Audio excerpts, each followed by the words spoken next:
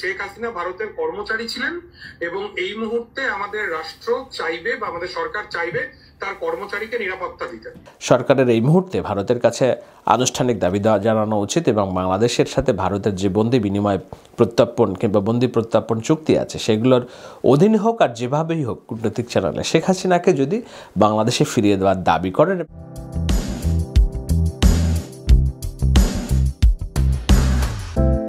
Cartoonist Oppo একটি cartoon এঁকেছেন, মোরা একটি ফুলকে বাঁচাবো বলে যুদ্ধ করি। অর্থাৎ শেখ হাসিনাকে তারা বুকের মধ্যে আগলে রেখেছেন। প্রতীকী কার্টুন, কিন্তু বাস্তবতা এমনই। তারা যাকে ফুল ভেবে বুকের মধ্যে আগলে রেখেছে তিনি বাংলাদেশের 18 কোটি মানুষের চোখে একজন গণশত্রু এবং ঘৃণিত। তার হাতে বাংলাদেশের প্রায় 2000 ছাত্র জনতার হত্যার রক্তের দাগ কেবল এক মাসেই, জুলাই 2024। এর বাইরে গত 16টা বছর ধরে তার হাতে যে অগণিত মানুষের গুম, খুন, হত্যা এবং গণতন্ত্র হত্যার যে অভিযোগ, সেই অভিযোগের প্রেক্ষিতে গত 5 আগস্ট অর্থাৎ 36 জুলাই জনরোষে তিনি ইন্ডিয়া পালাতে বাধ্য হন। তারপর থেকেই বাংলাদেশের জনগণ তার ফেরত চাইছে, এমনকি আনুষ্ঠানিকভাবে তার বিরুদ্ধে আনুষ্ঠানিক একটা অ্যারেস্ট ওয়ারেন্ট ঘোষিত হয়েছে। অনেকদিন চলে গেল, এখনো পর্যন্ত শেখ হাসিনাকে ফেরত দেওয়া কিংবা শেখ হাসিনাকে ফেরত প্রদানে ভারতের ইচ্ছা অনিচ্ছা এইসব বিষয়ে আমরা কোনো কিছুই জানছি না, বরঞ্চ ভারত বরাবরই তাকে শেল্টার দিয়ে যাচ্ছে। সেই প্রশ্নটাই তুলছিলেন ভারতীয় সাংবাদিক অর্ক ভাদুড়ী। অন্য একজন দেশের বিতাড়িত প্রত্যাখ্যাত এক মহিলা প্রধানমন্ত্রী ছিলেন তিনি, তার ভরণ পোষণ ইত্যাদি কেন চলবে? এর কারণটা কি? না, আমি প্রথম সারির নিউজ চ্যানেল বা নিউজ পেপারে গত 2 দিন আগেও পড়ছিলাম, সেখানে বলা হচ্ছে যে শেখ হাসিনার নামে অনেক মিথ্যা মামলা দেওয়া হয়েছে বাংলাদেশে। তো সেখানে যদি হাসিনাকে ফিরিয়ে দেওয়া হয় সেক্ষেত্রে তার একটা ক্ষতির সম্ভাবনা রয়েছে বা তার উপর একটা আক্রমণের সম্ভাবনা রয়েছে, সেই জন্য ভারত হয়তো আগলে রাখছে। আপনার ইন্টারেস্টটা কি হাসিনাকে রক্ষা করার? আপনার ইন্টারেস্টটা কি? আমি এটা বুঝতে পারছি না। শেখ হাসিনা যেহেতু দীর্ঘদিন বাংলাদেশের প্রধানমন্ত্রী ছিলেন, ভারতের সঙ্গে সুসম্পর্ক ছিল, সে কারণে একটা তার মানে আপনি বলতে চাইছেন যে শেখ হাসিনা ভারতের কর্মচারী ছিলেন এবং এই মুহূর্তে আমাদের রাষ্ট্র চাইবে বা আমাদের সরকার চাইবে তার কর্মচারীকে নিরাপত্তা দিতে। এটা মানবিকতার দিক থেকে হয়তো। আপনি যখন শেখ হাসিনার নির্দেশে পুলিশ গুলি চালালো, তখন রিয়া গোপ বলে একটা 7 বছর বয়সী হিন্দু মেয়েকে স্নাইপার গুলি করে মারলো, যখন 1.5 সহস্রাধিক মানুষকে এই শেখ হাসিনা নামক মহিলা 20 দিনের মধ্যে গুলি করে মারলেন, তখন কি মানবিকতা কোথায় ছিল? ভাদুড়ী যেটা বুঝছেন আমরা অনেকেই সেটা বুঝছি না। ভারতের সাধারণ মানুষ সেটা বুঝছেন কিনা সেটা সাধারণ মানুষ বলতে পারবেন, কিন্তু আমরা স্পষ্ট দেখতে পাচ্ছি যে ভারতের উগ্র মব, আরএসএস এবং হিন্দুত্ববাদী জনগোষ্ঠী বিজেপি, তারা এই ইস্যুকে কেন্দ্র করে বাংলাদেশের সাথে একটা সম্পর্ক নষ্টের হীন প্রচেষ্টার একেবারে শীর্ষ পর্যায়ে যত প্রচেষ্টা থাকে সেগুলো চালিয়ে যাচ্ছে। তার প্রেক্ষিতে আমরা দেখলাম যে কলকাতায় বাংলাদেশের যে হাইকমিশন আছে সেখানে তার বাইরে তারা বিক্ষোভ করেছে, সেটি ঠিক আছে, কিন্তু আগরতলাতে তারা বিক্ষোভ করতে যেয়ে বাংলাদেশের হাইকমিশনের নিরাপত্তা বেষ্টনী ভেঙে তারা ভেতরে ঢুকে পড়ে এবং কূটনৈতিক শিষ্টাচারের সবগুলো আন্তর্জাতিক রীতিনীতি তারা লঙ্ঘন করেছে। যদিও ভারত এই ঘটনায় দুঃখ প্রকাশ করেছে এবং 6 জনকে গ্রেপ্তার করেছে, কিন্তু বিষয়টি বাংলাদেশের অভ্যন্তরীণ এবং রাষ্ট্র পরিচালনা মহলে ব্যাপক ক্ষোভের জন্ম দিয়েছে যে ভারত কি চায়, ভারত কেন এই মব তৈরি করে, কেন বাংলাদেশ এবং ভারতের মধ্যকার যে ভঙ্গুর সম্পর্ক সেটাকে আরও ভঙ্গুর করে নিয়ে যাচ্ছে।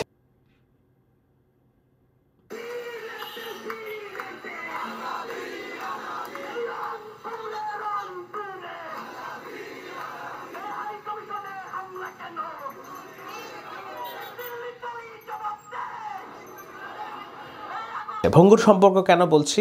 কেননা এরই মধ্যে জুলাইয়ের 36 জুলাই আমরা যেটাকে বলি, অর্থাৎ 5 আগস্টে শেখ হাসিনা পলায়নের পর ভারত এখনও পর্যন্ত বিষয়টিকে নতুন সরকারকে স্বীকৃতি দিয়েছে ঠিকই, কাজ করছে ঠিকই, কিন্তু ভারতীয় জনগোষ্ঠীর একটা বড় অংশ মনে করছে যে শেখ হাসিনা হয়তো সহসায় ফিরে আসবেন বাংলাদেশে এবং তাদের যে দাবেদারি সরকার, অর্ক ভাদুড়ীর ভাষায় যে শেখ হাসিনা ভারতের একজন পোষ্য কর্মচারী তিনি আবার বাংলাদেশ শাসন করবেন না, তেমনটি হওয়ার সম্ভাবনা নাই। অভ্যন্তরীণভাবে নানান রকম দ্বিমত থাকতে পারে, নানান রকম মতভেদ থাকতে পারে, নানা রকম অসন্তুষ্টি থাকতে পারে, কিন্তু এক বিষয়ে সবাই একমত, এমনকি খোদ আওয়ামী লীগের নেতাকর্মীরাও বিশ্বাস করে না যে শেখ হাসিনা খুব সহসাই বাংলাদেশে প্রত্যাবর্তন করবেন। কিন্তু শেখ হাসিনা তার যে এখানে রেখে যাওয়া দলের কর্মী সমর্থক তাদের একটা অংশের ইন্ধন থাকতে পারে, নিশ্চয়ই আছে, কিন্তু যেই জিনিসটাকে পুঁজি করে এই ঘটনা ঘটানো হচ্ছে সেটা হলো বাংলাদেশে হিন্দু নির্যাতন হচ্ছে, অর্থাৎ হিন্দু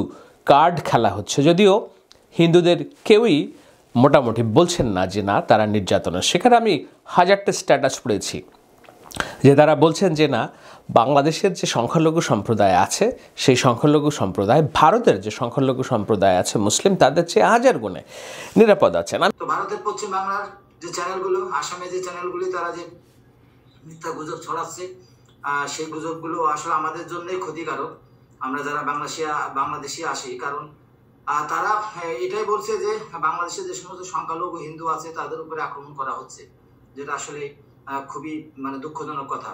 আমি অস্বীকার করছি না যে কোথাও না কোথাও বিশৃঙ্খল ঘটনা ঘটেনি কিংবা চাপাচাপির ঘটনা ঘটেনি, তা না, কিন্তু মোটা দাগে আপনি একটা জায়গায়ও দেখাতে পারবেন না যে কেউ পূজা করার অপরাধে দল বেঁধে কেউ কাউকে মব তৈরি করেছে, কাউকে মারছে। আপনি এক জায়গায়ও দেখাতে পারবেন না যে কোথাও ঢাক এবং শাখা পরার অপরাধে কোনো রাস্তায় নারী হেনস্থা হচ্ছে। কিন্তু ভারতে আমরা অহরহ দেখছি যে গরুর মাংস বহন করছে এই ধরনের অভিযোগে মুরব্বী মুসলিমরা নির্যাতিত হচ্ছে, ঘরবাড়ি পুড়িয়ে দেওয়া হচ্ছে, নানান ঘটনা আমরা দেখছি। সেই হিসাব যদি আমরা করি তাহলে কম্পারেটিভ অর্থাৎ তুলনামূলক চিত্র বাংলাদেশে অনেক শান্ত। তবুও বাংলাদেশে হিন্দু নির্যাতন হচ্ছে এই ধরনের প্রোপাগান্ডা প্রচারণা শীর্ষে ভারতের অভ্যন্তরীণ গণমাধ্যমগুলোতে, ডানপন্থী গণমাধ্যমগুলোতে। সেই প্রচারণার একটা অংশ আরও আগুন লেগেছে কখন, যখন এইখানে হিন্দু জাগরণীর নামে পাড়ায় পাড়ায়, মহল্লায় মহল্লায় এবং জেলায় জেলায় বিশাল হিন্দু জামায়াত করার রাজনৈতিক একটা প্রচেষ্টা আমরা দেখেছি। সাবেক চিন্ময়ের নেতা, সাবেক ইসকনের নেতা চিন্ময় দাস নামক একজন ব্যক্তি, যাকে রাষ্ট্র গ্রেপ্তার করেছে। এই গ্রেপ্তারের প্রেক্ষিতে ভারতে বিজেপি দল, রাষ্ট্রীয় ক্ষমতা, তারা আনুষ্ঠানিকভাবে তার মুক্তি চেয়েছে। কেন মুক্তি চেয়েছে? একটা অভ্যন্তরীণ বিষয়। বাংলাদেশ কি কখনো ভারতের কোনো মুসলিম নেতা গ্রেপ্তার হলে বাংলাদেশের কোনো সরকারি দল কি তার মুক্তি দাবি করে? সেটা একটা কূটনৈতিক শিষ্টাচার বহির্ভূত একটা অনাকাঙ্ক্ষিত ঘটনা এবং বাংলাদেশের অভ্যন্তরীণ বিষয়ে অযাচিত হস্তক্ষেপের ঘটনা বলে বাংলাদেশ মনে করে। তো সেই ধরনের ঘটনা ঘটেছে, সেখানেই থেমে থাকতে পারত। কিন্তু ওই ব্যক্তিকে যখন চট্টগ্রাম আদালতে হাজির করা হয়, তা জামিন যখন নামঞ্জুর করা হয়, জামিনের শুনানি পেছানো হয়, তখন ক্ষোভে তার অনুসারীরা একজন রাষ্ট্রের আইনজীবীকে, পিপিকে হত্যা করে নৃশংসভাবে, ধারালো চাপাতি অস্ত্র দিয়ে। বুঝতেই পারছেন যে টেনশন কোথায় যেয়ে পৌঁছেছে। চট্টগ্রামে সাইফুল ইসলাম নামক ওই আইনজীবীকে হত্যার ঘটনায় বাংলাদেশ জড়িত কয়েকজনকে, সন্দেহভাজনকে গ্রেপ্তার করেছে সিসি ফুটেজ দেখে।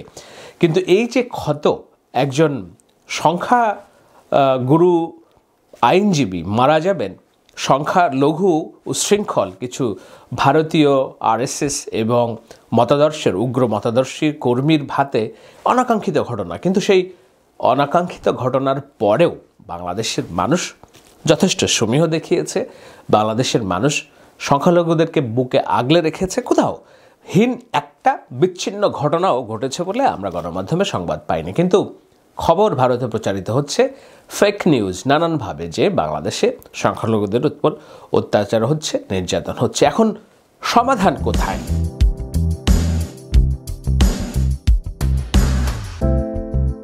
এই যে সংখ্যালঘু নির্যাতনের অভিযোগকে কেন্দ্র করে দুই দেশের মধ্যকার যে সম্পর্কের টানাপোড়েন, বাংলাদেশ এমন হয়েছে যে ভারতের পররাষ্ট্র যেখানে দূত আছে তাকে ডেকে এই বিষয়ে ক্ষোভ জানিয়েছে এবং একই সাথে দুই দেশকে সহযোগিতামূলক সম্পর্ক তৈরি করার জন্য আহ্বানও জানিয়েছে। ধারণা করা হচ্ছে যে বিষয়টি হয়তোবা একটু স্থিতি অবস্থায় আসবে আগামী 2-1 দিনের মধ্যে, কেননা বাংলাদেশের মানুষ দায়িত্বশীলতার পরিচয় দিয়েছে। ভারতে বাংলাদেশি দূতাবাসকে কেন্দ্র করে যত রকম বিক্ষোভ মিছিল হয়েছে, বাংলাদেশের কোথাও কিন্তু এই ধরনের ঘটনা ঘটেনি। এমনকি ভারতীয় দূতাবাসের সামনেও বিক্ষোভের ঘটনা ঘটেনি। বাংলাদেশের একজন আইনজীবী নিহত হয়েছেন এখানকার ভারতের আরএসএস মতাদর্শের উগ্রপন্থী 2-1 মানুষের হাতে, এবং তদন্তে বেরিয়ে আসছে যে বাংলাদেশের পতিত সরকারি দল, রাজনৈতিক দল আওয়ামী লীগের কর্মী সমর্থকরাও এই হত্যাকাণ্ডের সাথে জড়িত আছে। তো বোঝাই যাচ্ছে যে ভারত তাদের যে উগ্রপন্থার রাজনীতির দর্শনে বিশ্বাসী কিছু মানুষ এখানে, এবং একই সাথে পতিত শেখ হাসিনা যার হাতে রক্তের দাগ, এমনকি ওই জুলাই আগস্ট অভ্যুত্থানে রিয়া গোপ সহ আরও অন্তত 9 জন হিন্দুর প্রাণহানির ঘটনা ঘটেছে শেখ হাসিনার শাসন আমলেই, তার পালিয়ে যাওয়ার আগ পর্যন্ত। তখন সংখ্যালঘু নির্যাতনের অভিযোগ কোথাও ওঠেনি, কিন্তু এখন উঠছে। বোঝাই যাচ্ছে যে এইটি ভারতের একটা বড় পরাজয়, সেই পরাজয়টাকে তারা মেনে নিতে পারছে না। দুদিন আগের ছবি দেখুন, নরেন্দ্র মোদী এবং শেখ হাসিনা কি সহস্যে ভাব বিনিময় করছেন। কেউ কি ভেবেছিল 4-5 মাস আগের এই ঘটনা যে না, শেখ হাসিনা এইভাবে হঠাৎ করে তাকে পালিয়ে যেতে হবে এবং ভারতেই থাকতে হবে? আমরা শেষ খবর পর্যন্ত জানি তিনি দিল্লির একটা জায়গায় এমনভাবে আছেন সেখানে তাকে রাষ্ট্রীয়ভাবে সুরক্ষা দেওয়ার আছে, এবং বাংলাদেশ যে অ্যারেস্ট ওয়ারেন্ট অর্ডার করেছে সে সম্পর্কে ভারতের কোনো আনুষ্ঠানিক ক্রিয়া প্রতিক্রিয়া নেই, এবং তারা বাংলাদেশের কাছে তাদের যে এই রাজনৈতিক প্রোডাক্ট শেখ হাসিনা, শেখ পরিবারের মধ্যমণি, তাকে ফেরত দেবে এমন কোনো সম্ভাবনা নেই। সেটাই কি তাহলে দুই দেশের মধ্যকার সম্পর্কে, মানুষের সম্পর্কের বড় টানাপোড়েনের জায়গা? কেননা আমার ঘরে যদি আপনার বাড়ির সবচেয়ে বড় হিংস্র দানবটি আমি লুকিয়ে রাখি, সবচেয়ে বড় ঘৃণিত মানুষটিকে আমি যদি লুকিয়ে রাখি, আমি যদি তাকে পূর্ণ নিরাপত্তা এবং দুধ ভাত দিয়ে এমনভাবে বড় করতে থাকি যে আপনার বাড়িতে আবার যে কোনো সময় সে হামলে পড়তে পারে, কিংবা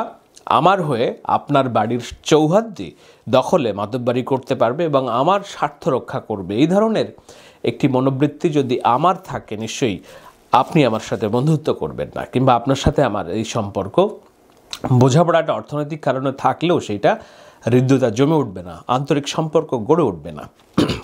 ভারতের সাথে বাংলাদেশের সমস্যার জায়গাটা সেখানেই বলেই আমি মনে করি।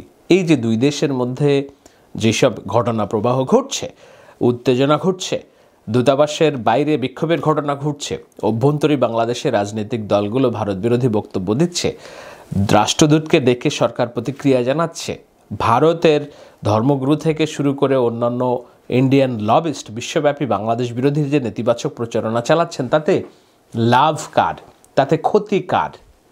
আমি একটি সংবাদ দেখছিলাম যে বাংলাদেশের যেসব মানুষ চিকিৎসার জন্য ভারতে যান তারা 90% মানুষের ভারতে যাচ্ছেন না। ত্রিপুরায় যেসব ব্যবসা বাণিজ্য হোটেল ছিল যারা বাংলাদেশের ট্যুরিস্টদের উপর নির্ভরশীল ছিলেন, সেখানে আর বাংলাদেশি মানুষ যাচ্ছে না। তো স্বাভাবিকভাবেই অর্থনৈতিকভাবে দুই দেশের এই যে যাতায়াত বন্ধ, মানুষের আদান প্রদান বন্ধ থাকলে অভ্যন্তরীণভাবে ভারতের অর্থনীতি প্রভাব পড়বেই, কারণ 18 কোটি জনসংখ্যার দেশ। বিপরীতে বাংলাদেশের প্রভাব কী পড়ছে? বাংলাদেশের নিত্যপণ্যের বাজারে হু হু করে দাম বাড়ছে। সর্বশেষ খবর আমি জানি যে ভারত থেকে কয়েক ট্রাক আলু আসছিল বাংলাদেশে, সেটি আটকে দিয়েছে কোথায়? ভারতের কোন জনতা। আলুর দাম বাজারে আগুন। এমনিভাবে ডিম এবং অন্যান্য খাদ্যপণ্য যেগুলো আমরা তাৎক্ষণিকভাবে ভারত থেকে আমদানি করি, সেগুলো যদি এই ধরনের বাধার সৃষ্টি হয় দুই দেশের এই টেনশনের ক্ষেত্রে, সেক্ষেত্রে বাংলাদেশের অভ্যন্তরের বাজারেও আগুন যদি বাড়ে তাহলে সরকার অজনপ্রিয় হবে। এটি একদম লিখিত কথা, একদম হওয়ারই কথা, এবং সেটাই হচ্ছে। তো দুই দেশের সম্পর্ক যদি এই ধরনের টেনশনে থাকে তাহলে তো এই বাংলাদেশের ভিতরেও অস্থিতিশীলতা যেমন তৈরি হবে, ভারতের অভ্যন্তরে অস্থিতিশীলতা তৈরি হবে। তো সেই অস্থিতিশীলতা কার কাম্য, কোন দেশের কাম্য, কারা চায় এটি? আমরা কি এই যুদ্ধোন্মাদনা অস্থিতিশীলতার মধ্যে থাকবো, না আমরা এগিয়ে যাব একটা সুন্দর প্রতিবেশী সম্পর্ক রেখে? সেটা নির্ভর করছে যে আপনি আমার কাছে ঘৃণিত যেই ব্যক্তি আমার ঘাড়ের উপর বসে খুব সহসাই আবার আমার ঘাড় মটকানোর স্বপ্ন দেখছে, তাকে আপনি নিরাপদে আশ্রয় দেবেন, না আইনকে শ্রদ্ধা করে, বাংলাদেশের মানুষের চাওয়াকে শ্রদ্ধা করে বাংলাদেশের মাটিতে ফেরত দিবেন? সেটা একটা বড় বিষয়। আমি মনে করি সরকার স্পষ্টভাবে অবস্থান নেওয়া উচিত। সরকারের এই মুহূর্তে ভারতের কাছে আনুষ্ঠানিক দাবি জানানো উচিত, এবং বাংলাদেশের সাথে ভারতের যে বন্দি বিনিময় প্রত্যর্পণ কিংবা বন্দি প্রত্যর্পণ চুক্তি আছে সেগুলোর অধীন হোক, আর যেভাবেই হোক কূটনৈতিক চ্যানেলে শেখ হাসিনাকে যদি বাংলাদেশে ফিরিয়ে দেওয়ার দাবি করেন এবং তার প্রেক্ষিতে যদি ভারত কিংবা নয়াদিল্লি তাদের অবস্থান ঘোষণা করেন, কেবল তাহলেই হয়তোবা আমরা বুঝবো যে না, আমাদের সম্পর্ক সুদৃঢ় করার কোনো রাস্তা খোলা আছে, নাকি না যেভাবে আগাচ্ছে পরিস্থিতি সেভাবেই আগাবে।